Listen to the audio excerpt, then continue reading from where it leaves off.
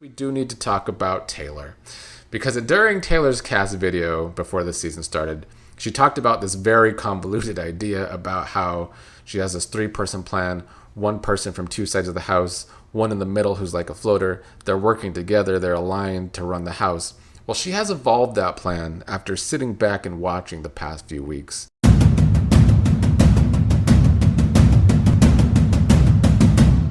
Happy Sunday, everybody. Back to talk about the Big Brother 28 live feeds. My notes are all over the place today, so I'm just going to talk about the things that I want to talk about. I will say yesterday was one of the better days of feeds this season. I feel like we at least got to a point where some different things were happening for the first time in a couple of weeks. Now, will those different things stick?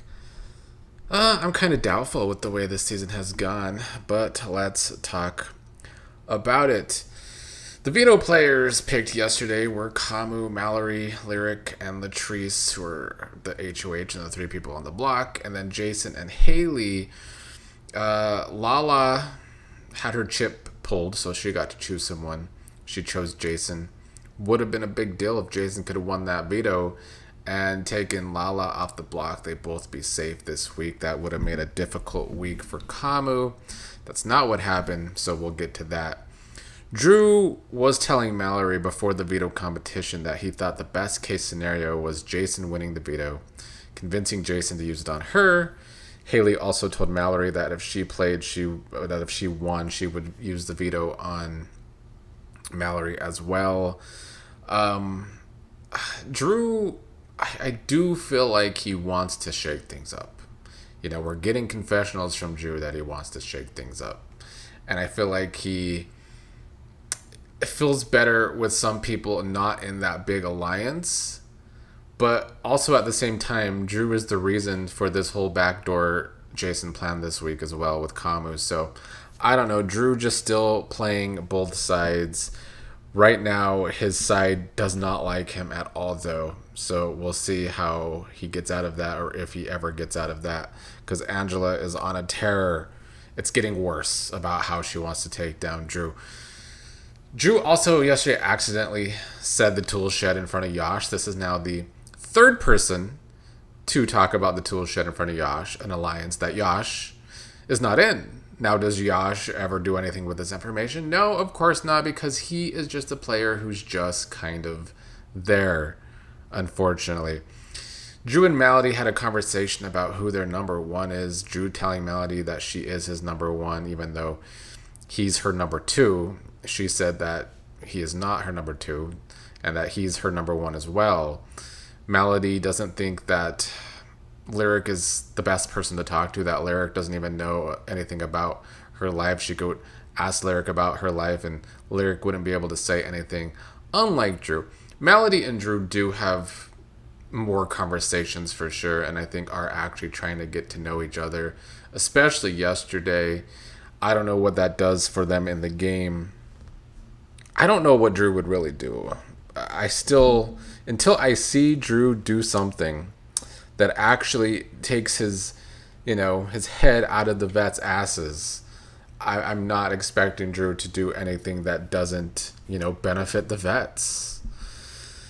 Dee told Barrett yesterday that Haley was getting messy. She's still going around telling everybody someone else's business, which she is doing, though that just makes Barrett not want Haley in the game. And so when Barrett told Dee that he would go after Kamu, Chuck, and Haley, I feel like Dee didn't like that, but Dee also kind of set up Barrett to say that. Dee has gotten on the train with Angela that Drew and Barrett need to go actually sooner rather than later. Get rid of the middle players. Let's just join in with the red corner. That became a whole ordeal yesterday, which we're going to keep getting to. Angela is also paranoid that Devens has the power and is not telling her, and Dee not realizing that Devens already told Dee and not her. I feel like one of the good things that started happening these past 2 days of feeds is cracks forming between Angela and Devens for sure. If Angela ever finds out that Dee knew about the power and she didn't, that's not going to go well. Angela's not going to take that well whatsoever. But Dee and Angela also talk about needing to confront the problems in their alliance, and that Chuck and Haley are playing kind of messy, but that they also want to make Drew a target because he is the messiest in that alliance. Dee and Angela think Drew is doing too much, which they are right about. They had this plan to try and make Kamu feel like he is getting played by Drew, having this whole meeting to maybe either push Drew or expose Drew. That never completely came to fruition.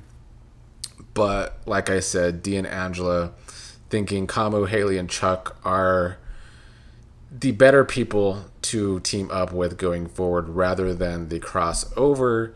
Devens was not included in that conversation, however, which is very important. One of the funniest things that happened on Feeds yesterday was a conversation between Mallory and Barrett. Barrett and Dee used to do a lot of cuddling up. They still have these conversations, but not as much as they had even a week ago.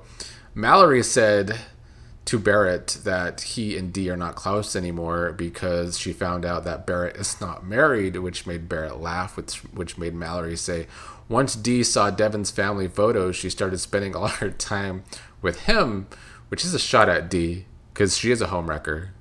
This would not be, her first survivor person that she would hook up with that was in a relationship, the last one being Wendell. So once again, Mallory throwing some heavy shade on Dee. She does not like Dee, and I stand with Mallory. However, Lyric won the veto, keeping Mallory on the block, and it lets Kamu be able to go through with his backdoor Jason plan. Lala was not pleased with herself after losing the veto.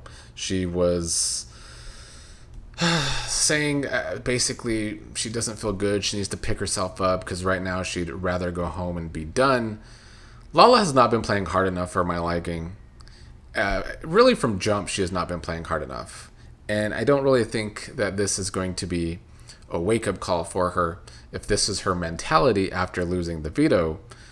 She did have a good idea with talking to Jason, though, talking about how she's glad Mallory didn't win because Chuck and Kamu are always saying Mallory is a beast and maybe they can shift the target onto Mallory. That is some good thinking because Mallory, I guess, came really close in this veto competition as well. Haley, of course, thinks that Lala should go home this week over Jason. But then Dee threw Jason under the bus. I talked about this yesterday. Jason trying hard to fight to stay in the game, having a good conversation with Dee where he was saying he could be a shield for the vets and go against Haley and Chuck. But Dee told this to Haley and Chuck. Sounds like Jason has been very messy with his pitches too because he pitched something similar to Chuck that he could go after the vets for Chuck. So Jason getting too messy, though he's not out of the house this week either. Much like last week, he can fight for his life. He could win the blockbuster again. It's very, very possible. Haley told Chuck and Dee they need to get rid of Lala. It will free up Taylor, and then Jason has no one, and then they can emotionally isolate Jason next week. So here goes hateful Haley. The actual weirdo in the house that's aggressive. She's the aggressive one in the house. I don't even know what they would do to emotionally isolate Jason next week. It's not like he still doesn't have people in the house that he could talk to. It's not like Drew and Barrett still aren't trying to play both sides. So Haley just being nasty, per usual. Mallory and Lyric had a great conversation. Mallory has been clocking production this entire season. She is our Ashley this season. Ashley Hollis from last season was always clocking production's bullshit.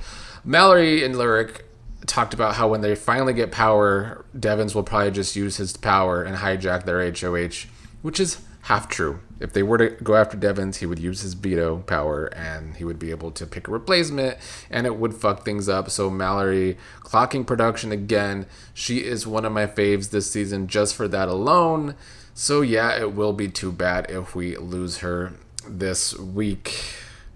Drew had a conversation with Dee about wanting to keep Mallory because he wants someone to target the red corner. That's not the crossovers, which is a good idea because someone's going to have to do that. However, like I said, Dee and Angela have been wanting to kick Drew and Barrett to the curb and go with the red corner. So I don't think this was a great thing for Drew to tell Dee. So Dee told Kamu that Haley wanted Angela to join the red corner, and he wasn't exactly receptive to this. Dee told Kamu she was 50-50 on that happening. Devens said he didn't care. A part of me doesn't think it's necessary. Kamu agreed and said they shouldn't do that. So Haley went to Chuck about this to let him know that they're adding Angela to the red corner. But Chuck had to tell Haley that Kamu said no. This completely shocked Haley, especially because Haley told Angela about the red corner. Now, Haley doesn't realize that Angela already knows about the red corner because the vets told her a long time ago. So Haley had to go with her tail between her legs to Kamu to let Kamu know that she told Angela about the Red Corner Alliance and even told her the name. Kamu was saying he's not mad, but I think he was completely mad because this was a stupid thing for Haley to do, especially without talking to everybody in the Alliance. Will this paint a bigger target on Haley? One would hope, but I guess we will find out. Devin said something very important to Kamu last night that I think is important and that I kind of believe him, especially after how the rest of the night played out. Devins told Kamu that he feels closer to Kamu than Angela if it comes down to it. This will become an important statement, which I will get to, but first we do need to talk about Taylor. Because during Taylor's cast video before the season started, she talked about this very convoluted idea about how she has this 3-person plan, one person from 2 sides of the house, one in the middle who's like a floater. They're working together. They're aligned to run the house. Well, she has evolved that plan after sitting back and watching the past few weeks. And she sees the house as 5 different trios. You have the vets. You have the cool kids, which is Kamu, Chuck, Haley. You have herself, Jason, and Lala. You have the girls, Mallory, Melody, Lyric. Then you have the middle people, Drew and Barrett, and they're including Yash in that, even though Yash is kind of just nowhere and everywhere all at once. Well, Taylor brought out the M&Ms to really show this to Devens. It was definitely given flashbacks to Morgan last season. She strategized with Devens about picking alliance members who can be tethered to these other groups and run the game. You know, it's similar to a cookout idea and all of that. Taylor said she's been watching how people were moving and grooving and how maybe it should be her, Devens, Kamu, Drew, Mallory. But Devens was pushing for Barrett over Drew, which was the right call, which is what made me think that Devens was taking this kind of seriously, even though Devens didn't want to talk about who his tethers would be and who he would drag along as the outsiders. Saying they should do Barrett over Drew was the right call because Drew actually is messy. He also has more connections than anyone else in the alliance if that's what they were to do.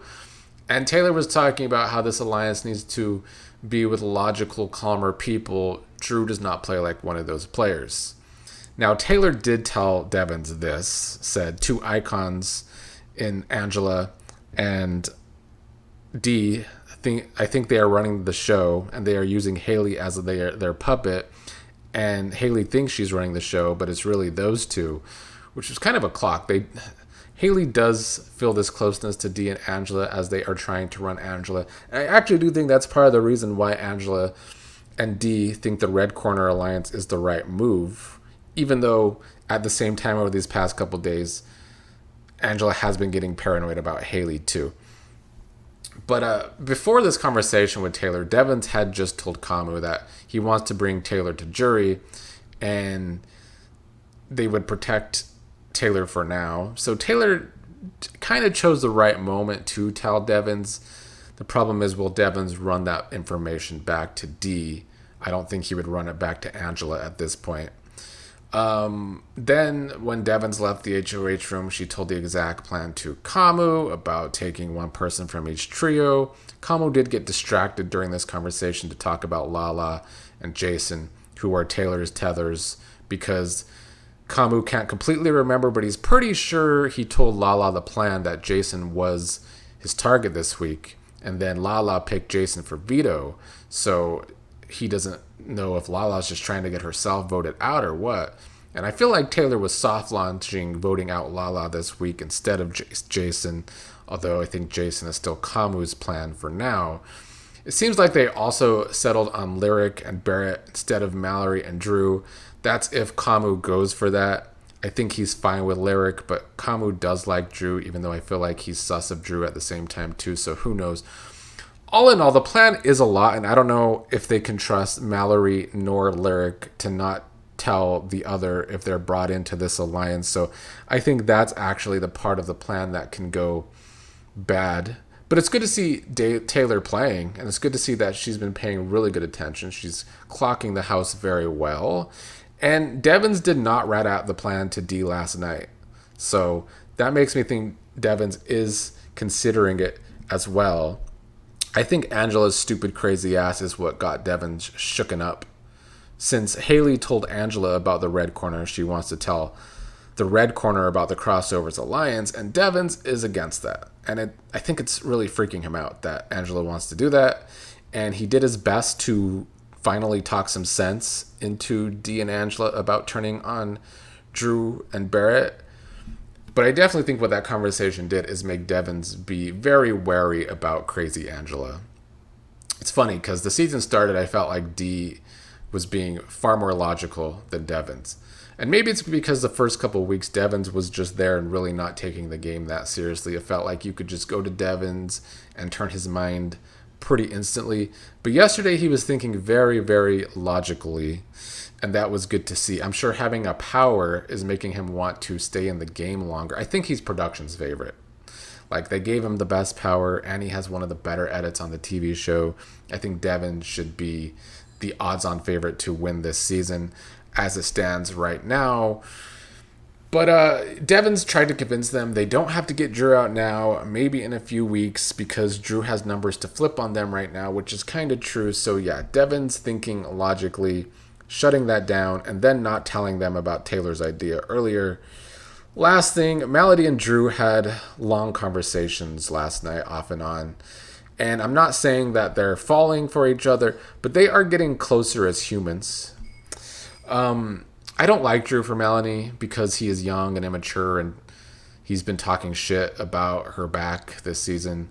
But they did bond yesterday over some of their insecurities, and he told her he knows when he teases her about not winning challenges, it bothers her, and she kind of almost admitted to her Pisces sensitivities. So I like their more human conversations last night that weren't really game related. I don't know if that makes them closer on a game level. I feel like Melody does want Drew to be her number one, but Drew has plenty of people he can make his number one, and that's why I can't go for these two getting closer. But they did have some nice, more human conversations yesterday, and that is where the feeds stand for me as of right now. Some things changing, some relationships changing, some cracks between Devens and Angela for sure. Taylor getting her head in the game, and I feel like, as I've been talking about for days now, Kamu really likes her. I don't know if there's a real crush there or what, but Kamu seems to want to work with her a lot. And I think Yash does too. I think Yash there was a part of the feeds last night when Yash was laying back. As soon as Taylor came out, Yash sat up, ready to be focused on Taylor. So we'll see how it all goes.